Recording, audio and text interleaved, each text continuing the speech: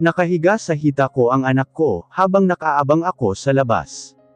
Bawat oras na pumapatak ay matinding kaba ang hatid sakin. Agad akong napatuwid ng upo na makitang may pumasok. May dala-dala siyang cart. Kasunod nito si Vios na agad kinausap ang ilan sa mga tauhan na nagbabantay sa labas. Nakita ko ang ilan na tumingin muna sa gawin namin, bago pumayag na umalis.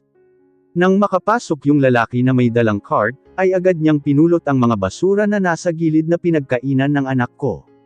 Nagmamadaling pumasok si Vios, kinarga ko si Stephanie, at agad na lumapit sa kanya. What happened? Nag-aalalang tanong ko sa kanya. Agad siyang napatingin sa anak ko. Wala nang oras Silver, aniya. Papa, tanong ni Stephanie na nagising na. Kinusot-kusot niya ang mata niya, at agad na nagpababa kaya ibinaba ko. Lumingon muna si Vios sa likuran, para tignan kung may tao pa ba, nang masiguro na wala ay agad niyang kinausap ang anak ko. Naglakad ako papunta sa harapan. Babantayin ko muna kung may babalik ba. Steph, anak, you're brave, right? Kumunot ang noo ko sa sinabi niya. Yes papa, why? Agad na tumayo si Vios, at lumapit sa dingding na nasa likuran namin. Umupo siya at may ginawa doon.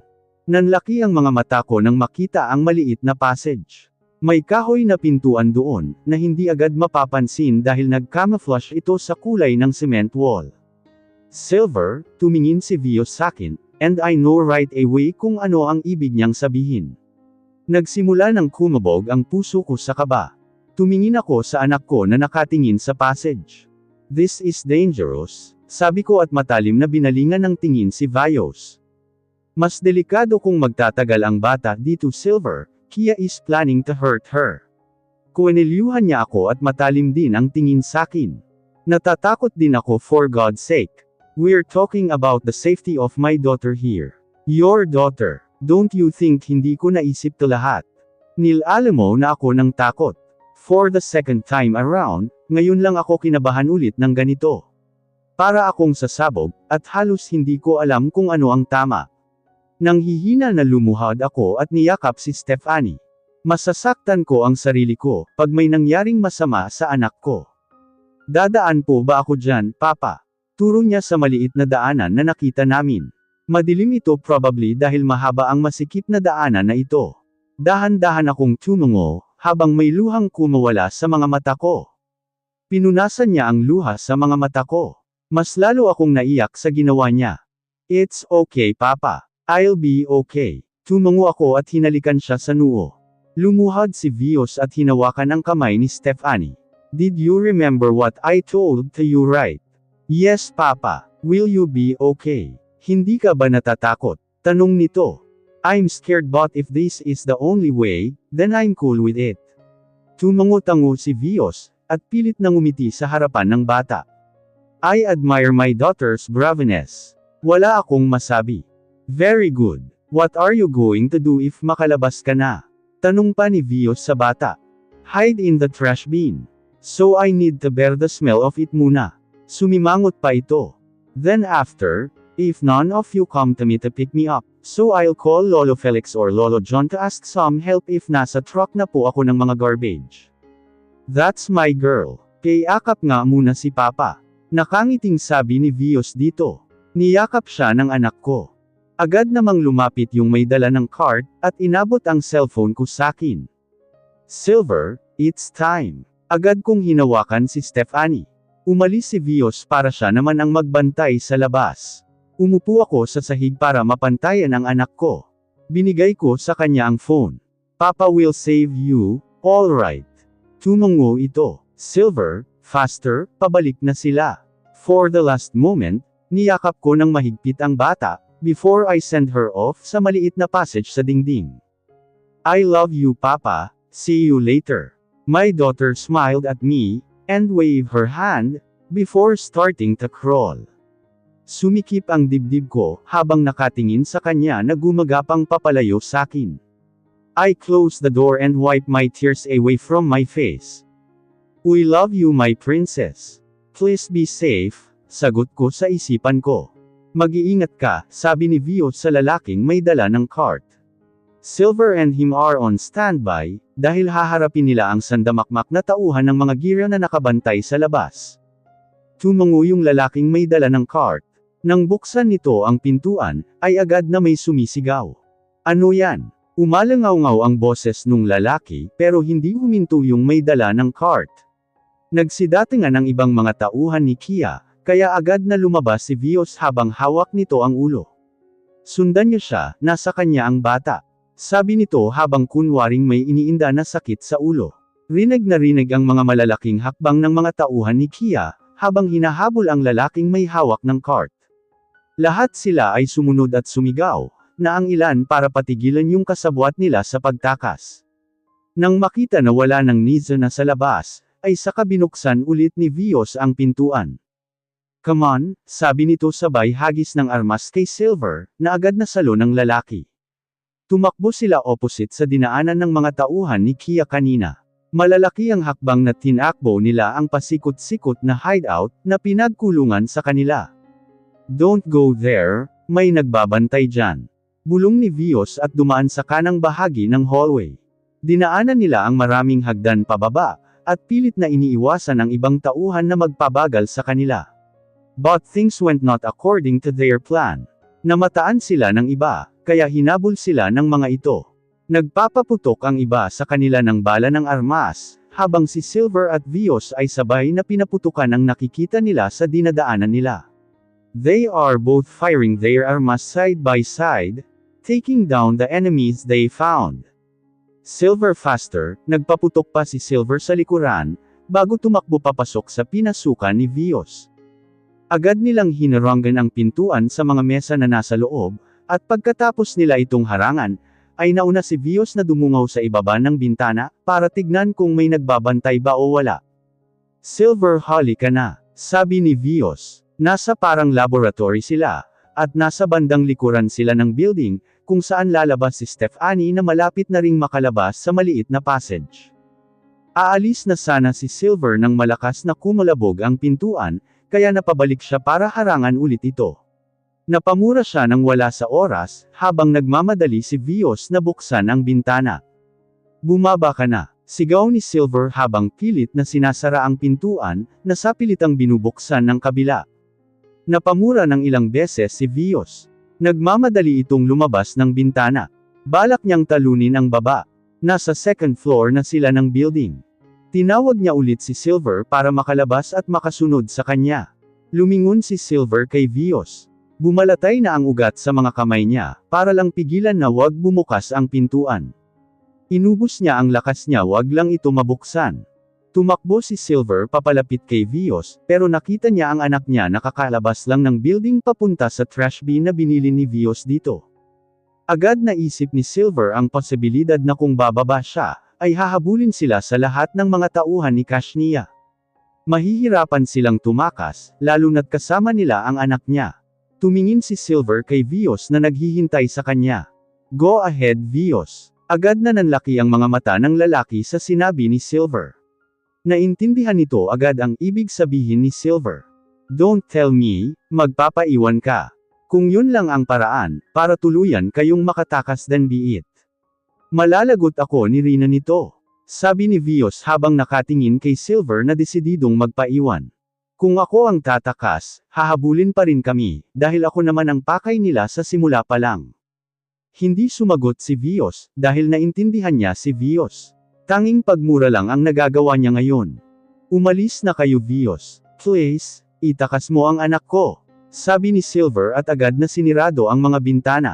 Malutong na napamura ulit si Vios sa ginawa ni Silver. Kung mamamatay ka dito, ina mo, tatapusin kita. Tandaan mo yan. Sigaw ni Vios sa labas, kahit hindi na siya narinig ni Silver sa loob. Bahagyang natawa si Silver, dahil alam niyang minumura siya ng lalaki sa labas ng bintana, kahit na hindi niya narinig ang sinabi nito. Binalingan niya muna ng tingin ang anak, na ngayon ay umaakyat na papasok sa loob ng trash bin. Napangiti si Silver, at humiling na sana ay may akap at makasama pa niya ang mga anak niya at si Rina, bago umabanti para hintayin ang mga taong sinisira ang pintuan makapasok lang. Walang emotion ang mukha nito, habang sinalubong ang lahat. Matalim ang tingin ni Silver, At sa pagkakataon na to ay wala na siyang katakutan pa. Dahil alam niyang ligtas na ang anak niya. Nandito po ma'am, rinig niyang sabi nung nasa likuran. Humawi ang mga tauhan ni Kia para makadaan siya sa gitna. Agad na kumulo ang dugo ni Silver nang makita si Kia. Where's you dear? Nakatakas po ma'am, pati na ang bata. Sagot ng tauhan nito sa kanya. Hanapin nyo, hindi pa nakakalayo yun. Utos ni Kia sa mga tauhan niya. Nang tumingin si Kia kay Silver ay agad na lumambot ang mukha nito. Kinilabutan si Silver sa nakita. Never in his life he imagined na mamahalin niya ang babaeng to. Silver, bakit ka aalis? Tigilan mo na kami Kia. Please, leave me alone. Nababaliw ka na ba? Bakit mo ba ipagpipilitan ang sarili mo sakin? Tumingin lang si Kia kay Silver at naupo sa mesa. Ngumisi siya dito, at agad na pinaglaruan ang armas na hawak niya. Miserable ang buhay ang inabot ko Silver makuha lang kita. So bakit kita papakawalan? I love you, hindi mo ba nakikita yon? Love and obsession are different Kia. Hindi nga natin kilala ang isa't isa so paano mo ako minahal? Matagal na kitang kilala, that's what I mean, alam mo lang kung anong pangalan ko, at ang ibang bagay tungkol sakin, pero hindi mo kilala kung sino ako. What's worse? Hindi kita kilala. Nagulat na lang ako na sinira mo na ang buhay ko. Nandamay ka pa ng iba sa kahibangan mo, Silver frustratedly said. Then give me a chance. Ipapakilala ko ang sarili ko sa'yo, Kia desperately said. Stop it. No matter what you do, hindi ko maibibigay ang hinihingi mo. My heart belongs to someone else. Agad na dumilim ang paningin ni Kia. Agad niyang ipinutok ang armas sa taas, but Silver just stared at her. He didn't even blink. Hindi mo na makikita ang mga anak mo. Galit na sabi nito. Silver finally understand what's happening to her. Sa sandaling pag-obserbo niya sa dalaga, alam na niya kung paano takasan ito. What do you want me to do then? Malumanay na tanong ni Silver, habang nakatingin sa mga mata ni Kia. Marry me, ani nito. Silver didn't answer yet. Nakatitig lang ito bago bumantong hininga. Fine. Ikling sagot nito na ikinalaki ng mga mata ni Kia. 1 month after, I wake up from my deep slumber for this day is the day that we're waiting for. Ate, when you visit in Philadelphia again, dalhin mo si Hivo at Steph ah. I am excited to tour them there. Maganda ang Philadelphia ate, their culture, the place and the people is nice. Masayang kwento ni Sydney sakin. Tumingin ako sa kanya at ngumiti. Yeah. Of course, why not? Nakangiting sagot ko dito. Kahit na may kakaharapin kaming malaking laban, we managed to smile and relax. Maybe because we have the assurance that we need. Tumitig ang kapatid ko pabalik sakin. Tumingin siya sa mga mata ko na ikinitak ako. You look so blooming ate. Aniya na ikinangiti ko. Really? Matagal na akong blooming Sid. Yeah, I know but, you know. You look different. I chuckled on what she said. Aren't you scared? Dagdag nito na tanong sakin. Umiling ako at sumandal ulit sa upuan. Hindi ko din alam kung bakit 100% akong kampante na sakin ang tagumpay. I have the gut feeling. My children are safe now. And besides, I trust Silver. He said that he's safe there so there's nothing to worry about.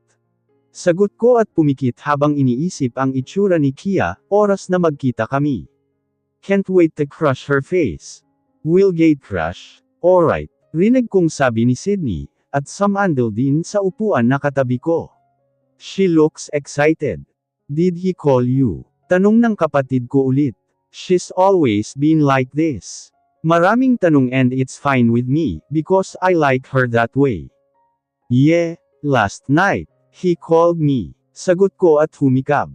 I don't know how, but Silver managed to contact me 2 weeks ago. Nauna kong nalaman na nakatakas ang anak ko, at si Vios at naiwan si Silver sa poder ni Kia. Halos mamatay ako sa kaba sa Philadelphia, sa gitna ng pagpupulong at training. Hindi ako mapakali, at halos gusto ko nang madaliin ang lahat pati na ang oras. Thanks God, dahil napakalma ako ni Kuya Felix. Lagi ding nandyan sa tabi ko si Kuya Allen at Ferdinand, para i-guide at tulungan ako. Kamusta na siya dun, ate? Is he okay? Tanong ulit ni Sydney. Yeah, and don't worry, we already infiltrated their place. Sabi ko habang nakapikit ang mata. Kakagising ko lang but inaantok na naman ako. That fast? Gulat na tanong ng kapatid ko, na ikinakibit balikat ko lang. Yes, that fast, sabi ko. Narinig ko ang mahinang pagtawa ni Sydney sa gilid. Well, marami na akong connection ngayon. Isang pitik lang ay magagawan ko na ng paraan. You must be tired, ate. Sabi nito. I just smiled and continued to rest. Can't wait to meet Silver. Hindi ko alam kung anong oras na. Nang magising ako ay wala na si Sydney sa gilid ko. Ang nakita ko ay si Kuya Felix na siya namang nakatingin sakin. Are you okay, Rina? Tanong niya. Tumango ako at tumayo. Nasa Pinas na ba kami? Aren't you tired? Pahabol na tanong nito, na inilingan ko lang. Siguro dahil napapansin niya na panay ang tulog na ginagawa ko. Even ako, hindi ko rin alam ba't lagi akong inaantok. You can take a rest. No, Kuya Felix, ayos na po ako. Dumiretso na po tayo sa White Palace. Sabi ko at bumaba kasunod ni Kuya Felix sa private plane, na sinakyan namin pabalik sa bansa. Nasaan po si Sydney? Tanong ko nang hindi ko siya makita sa labas. Ang namataan ko lang ay ang asawa nito, na may sinasabi sa ibang kakampi namin. Umalis na siya. Kasama niya si Allen at Ferdinand, tumango lang ako at agad na sinalubong ang ilan sa mga tauhan, na agad akong inalalayan. Pagdating namin sa White Palace, ay nakita ko si Kuya Allen. May kausap ito sa cellphone nito. Nang makita niya kami ay agad itong nagpaalam sa kausap. Bukas na magaganap ang kasal. Ani nito sakin. Tumango ako at agad na kinausap ang mga general na magbibigay lead sa gagawin namin bukas. Pinaalalahanan ko lang sila sa mga gagawing paghahanda. Handa na po lahat, ma'am. Standby na lahat ng tauhan sa gaganaping kasalan. Ani ni General Laban. Salamat, sagot ko. Nagpatuloy ako sa paglalakad papasok sa isang silid, na tanging founders lang ang nakakapasok. Napangisi ako habang iniisip ang kasalang magaganap bukas. Mukhang minamadali ni Kia ang kasal niya kay Silver A. Akala niya siguro makukuha niya ito. No way. Nakatali na si Silver sakin habang buhay. The White Palace was designed para sa mga meetings and gathering with the members. It was stated to the rules that the WP should be the only place in discoursing information in regards to the organization. As of now, ako pa lang ang active leader ng organization. Hindi ko pa nakikilala ang ibang members, but I believe in them. Soon, alam kong magpapakita sila sakin. I have this feeling na nakamatsyag sila sakin. They are probably testing and observing my reliability, as well as my leadership, kaya hanggang ngayon ay hindi pa rin sila nagpapakita. If that's so, then I accept the challenge. Umupo ako sa ika-4 na upuan, na kasing laki ng mga inuupuan ng mga maharlika. After the battle I've done to myself, I will never, ever gonna lose to you, Kia. Naghahanda na ang lahat. Ito na ang araw na pinakahihintay nila. Si Kia at ang mga tauhan nito na naghahanda sa kasalan na magaganap sa pagitan nila ni Silver. Habang si Rina naman ay naghahanda para sulungin ang kasalang magaganap. Maraming pinadalang tauhan si Rina sa isla. Ang lahat ay nakabantay at alerto sa mga posibleng mangyari. Sa dagat man, sa lupa at himpapawid, lahat ay napapalibutan ng mga tauhan ni Rina. Cale said his goodbye to Agatha and to his children. Ganoon din si Diego sa kasintahan na si Divine. Si Philip ay kausap si Snow at Amanda, habang si Fiance at Ben ay kasama naman ni John, para pag-aralan ng mabuti ang plano na hinanda nila. Luluwas sila ng syudad, para salubungin ang kasal ni Silver at Kia.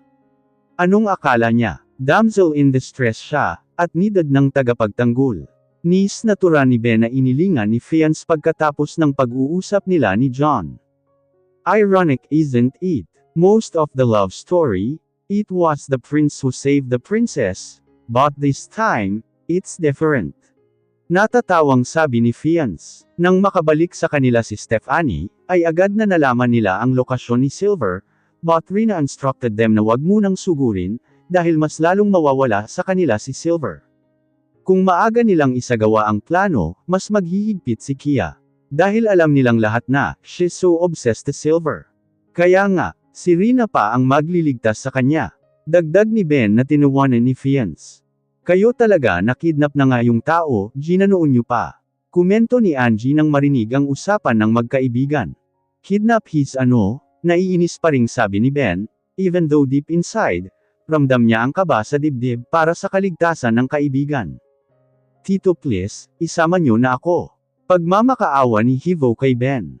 Hindi niya masyadong kinikibo si Fiance, dahil hindi pa rin niya gusto ito, dahil sa ginawa nitong pagporma sa mama niya noon.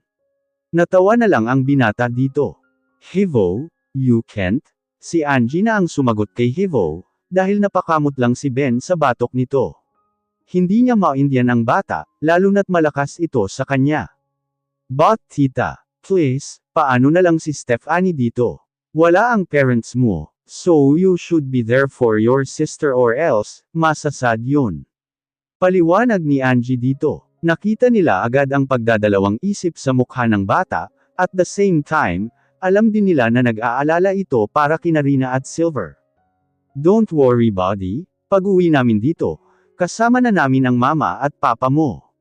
Nakangiting sabi ni Ben sa bata. Pinipilit na lang niya ng umiti, dahil ayaw niyang dagdagan ang pag-aalala sa bata. Lumabas si Mr. Larson sa bahay, kasama nito ang ina ni Silver at si Hannah. Agad na tinawag ni Hannah si Hivo, kaya lumapit ang bata sa kanya. Nagsidatingan ang mga chopper, hudyat na kailangan ng umalis ng mga sasama sa labanan mamaya sa kasal ni Kia at Silver.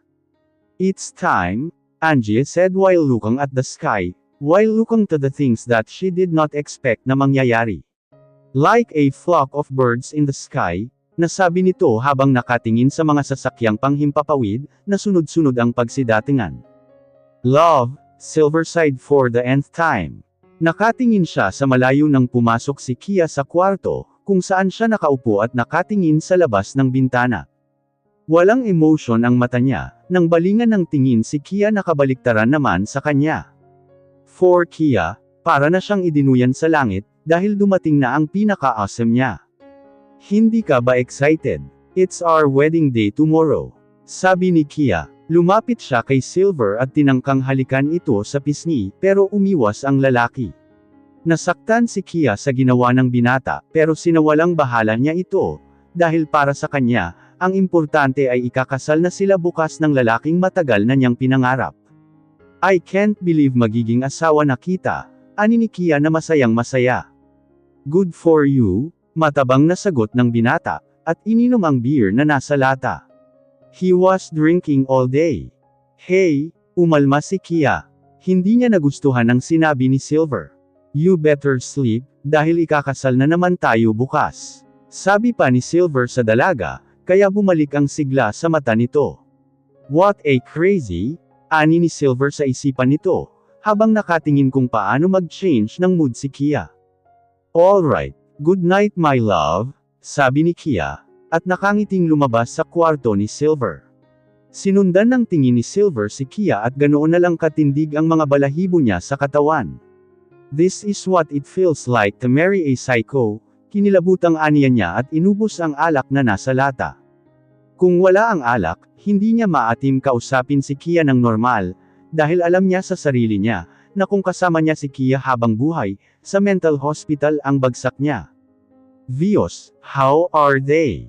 Tanong ko kay Vios nang makita ko ito. Agad akong lumapit sa kanya at niyakap siya. Hey, you shouldn't do that. Natatawang aniya kaya sinaman ko siya ng tingin. What? Totoo naman kasi because you're the heir. Leader namin, so walang ganito sa pagitan natin, mas lalong sumama ang mood ko sa sinabi niya. Agad ko siyang sinapak at sinimanggutan. Tumalikod ako sa kanya, kaya lang ay bigla niya akong hinigit at niyakap. Totoo yung sinabi, but bahala na. Ngayon lang naman. Bulong niya habang yakap ako. Welcome back, sabi nito. Nakarinig kami ng click ng camera, kaya sabay kaming napalingon dito. Lagot ka Vios Dado, isusumbong kita kay Silver. Natatawang sabi ni Sydney, habang may hawak-hawak na camera. Hoy pangit. Nagpalitan ang tingin ko sa dalawa.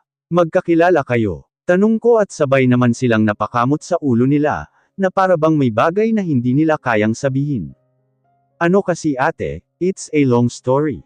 Sabi ni Sydney habang nakasimangot na binalingan ng tingin si Vios. At ayaw kong ungkatin ulit iyon, dahil nakakawala ng dignidad yun. Dagdag pa ng kapatid ko, habang nakatingin pa rin kay Vios ng matalim. Nahiya naman ang kagwapuhan kong to sayo. Sabi ni Vios na inirapan lang ni Sydney. Tumigil na kayo. Kailangan na nating umalis. Sabi ko at naunang maglakad sa kanilang dalawa, para salubungin ang lahat na naghihintay sakin sa labas. Susumbong pa rin kita kay Silver. Rinig kong sabi ng kapatid ko, pero hindi ko nalang pinansin, dahil agad kong nakita ang paglapit sakin ni Kuya Felix, Kuya Ferdinand at Kuya Allen. This is it, Rina. Are you ready? Magaan na sabi ni Kuya Allen sakin. Huminga muna ako ng malalim bago tumango. I am ready. Ngumiti ang tatlo. Pagkatapos kong sabihin yun, sa ngiti na yun, nakakasiguro akong magtatagumpay ang laban na to. Sinagawa ang kasalan sa simbahan, bagay na ikinangisi ni Rina. Paano kaya naatim ng bruhang to, na pumasok sa simbahan sa kabila ng kawalangian na ginawa niya? Tanong ni Rina sa sarili, habang nakatingin sa kaibigan niya na naghihintay sa sasakyan.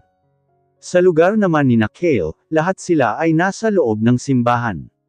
Nakadisguise bilang isa sa mga tauhan ni Kashnia. Kung paano nagawang papasukin ni Rina ang mga kakampi sa loob ng simbahan, na hindi napapansin ni Kia ay hindi na alam ng mga kaibigan ni Silver. Masyado silang napabilib sa plano at connection ni Rina, bagay na talaga naman nilang hinangaan. Man, ang sarap pikturan ng ogag, bulong ni Ben habang nakatingin kay Silver na parang maiihi, at galit na galit habang nakatingin sa bride niyang nakangiti at nakatingin sa kanya. Nagsimula na ring patugtugin yung kanta, na kadalasang pinapatugtog pag ganitong may kasalan. Anong title ng kanta na yan? Naguguluhang tanong ni Kale sa mga kasama. Si Philip na nasa pinakadulo, ay namumula na sa inis habang nakatingin sa mga kaibigan. Ang mga inang yan, kung kami mabuko, ako mismo ang haantang sa kanila. Inis na sabi nito habang matalim ang tingin sa mga kaibigan na nagdadaldalan. I'll marry your son, sagot ni Ben na agad sinapak ni Fiance. Daughter yun. Inamo ka. Napapikit si Philip, dahil kulang na lang sabihin ng mga ugok niyang kaibigan, na hello guys, enemies here. Palihim niyang kinuha ang cellphone niya, at agad na tinext si Diego. Diego, pakibatukan nga yang tatlong ugok na yan sa gilid mo. Pagkatapos niyang isend ay agad niyang ibinalik ang paningin sa tatlo, at nakita na binatukan nga sila ni Diego, at sabay na lumingon sa kanya ang mga ito na nakasimangot. Agad niyang ipinakita ang kamao niya sa tatlo, kaya nag-iwas ng tingin ang mga ito. Tarantado sabi niya, nang makita ang ginawa ng mga kaibigan. Akala niya ay hindi siya papatulan ng mga ito, pero nakita niya na lumingon ulit sa kanya si Ben, at pinakita ang gitnang daliri nito sa kanya. Napailing na lang si Philip sa kaabnoyan ng kaibigan. Nang makalapit na si Kia sa altar, ay hindi nag-atubili si Silver na tignan siya o salubungin siya. Silver, tawag ni Kia dito, kaya napilitang sulyapan siya ni Silver, matalim ang tingin sa kanya. Halata ang disgusto sa mukha nito. Sa gilid ni Kia ay ang ina niya, na siya ring ina ni Sydney at kinikilalang ina noon ni Rina. Magsasalita na sana ito, para sabihing alagaan nito si Kia nang bigla silang talikuran ulit ni Silver. Hindi nga man lang nito kinuha ang kamay na inabot ni Kia sa kanya. Napipilitang lumapit si Kia sa tabi niya. Kaharap ng pari habang napapahiyang lumayo si Sonia, ang ina ni Kia sa gitna. Tinignan muna sila ng pari, habang kunot ang noo. Umubo pa ito ng konti, at sinimulan ang seremonyas. Sa kalagitnaan ng seremonyas, agad na nagsikilusan ang mga tauhan ni Rina sa labas. Pinatumba lahat ng mga ito na walang maririnig na kahit na anong ingay. Nakatingin si Rina sa harapan, habang nasa likuran niya si Vios, at ang kapatid niya na si Sydney, na tahimik at nakatingin sa kinakasal. Nang tinanong ng pari si Silver kung tinatanggap ba ni Silver si Kia, ay walang buhay itong sumagot ng I do, bagay na ikinangiti ni Kia. Nang inanunsyo ang salitang you may kiss the bride, ay agad na nilapit ni Kia ang labi niya kay Silver, para halikan ito, at gaya ng ginagawa ni Silver ay umiiwas ito ng tingin, kaya tanging sa pisngi lang dumampi ang labi ni Kia kay Silver. Nang marinig ni Rina ang palakpakan pagkatapos ng halikan, ay agad siyang nagpakita sa lahat. Tumayo siya at pumalakpak din ng malakas, habang nakangisi kaharap ni Kia, na ng lalaki ang mga mata na nakatingin sa kanya. Walang nagsalita kahit isa, dahil lahat ay nagulat. Tanging palakpak lang ni Rina ang maririnig sa loob ng simbahan. "Kamusta ka na, Kia? Buti buhay ka pa." Hindi mapigilan ni Ben na matawa sa sinabi ni Rina kay Kia, kaya sinapak siya ni Kale. "Nakakagulat na hindi ka man lang nasunog sa loob ng simbahan." Sarkastikong ani ni Rina sa dating kaibigan. "You witch. Wala ka nang magagawa. Kasal na kami ni Silver." Sigaw ni Kia na agad tinuwanan ni Rina. "Oh really? Well witch, let me tell you something. It's a prank. Boo." Hindi mawala ang ngisi sa labi ni Rina, habang nakatingin kay Kia na gulat na gulat. "What do you mean?" Takang-taka na tanong ni Kia dito. Imbes na sagutin ang sinabi ni Kia, ay lumapit ito kay Silver, at inabot ang panyo nito sa kanya. "Pakilinisan yang pisngi mo babe, ayokong magka-virus ka." Seryosong sabi ni Rina dito. Ngiting-ngiti si Silver na tinanggap ang panyo kay Rina, at agad na sinunod ang sinabi nito sa kanya. Bagay na ikinimire ng mga kaibigan. Kinilig pa ang loko, bulong ni Philip sa isipan nito, habang nakatingin kay Silver. "Hindi ka pala na-inform friend." Tiningnan ni Rina si Kia na puno ng awa. "Matagal na kaming kasal ni Silver." Sabi nito at ngumisi. Napuno ng galit ang mukha ng dating kaibigan. "That's impossible." Sigaw nito. "Well I can't blame you, hindi ka naman kasi invited." Nakangising sagot ni Rina. Tumingin si Kia kay Silver, but walang emotion siyang tinignan ni Silver pabalik. "That's not true, right?" Sabi ni Kia hoping nasasagot si Silver sa kanya ng hindi. "It's true, we got married 3 years ago." 3 years ago. Nang mabutan ko si Silver sa sofa at malalim ang iniisip. That time na niyakap niya ako, iniisip na niya kung paano patitigilan ang mommy niya na ipakasal sila ni Amanda. "Babe," tawag niya sakin. Sagot ko habang hinahagod ang likod niya pataas pababa. Malaki ang problema niya, at ramdam na ramdam ko yun. "Pakasal na tayo," nagulat ako. Hindi agad ako nakakilos sa binitawan niyang salita. "Seryoso? Hindi ba siya nagbibiro? Kailan?" Tanong ko. "Sinasakyan ko lang. Hindi ko rin naman alam kung totoo o nagbibiro siya." "Ngayon," sagot niya. "Ano?" Tumawa ako. "Anong joke ba naman to? Pwede ba yun?" "I'm serious babe. Pakasal tayo ngayon." Natigil ako sa pagtawa at nakitang seryoso nga siya. Oh no. True to his word, dahil nung gabing yun, agad niyang tinawagan ang mga kaibigan niya. Agad kaming pumunta sa bahay ni Ben, dahil kahit ganoon si Ben, isa itong respetadong mayor sa kanila noon. Ang witness ng kasal ay si Diego, Philip, at Kale na nakasimangot pa, dahil sobrang shotgun ng wedding.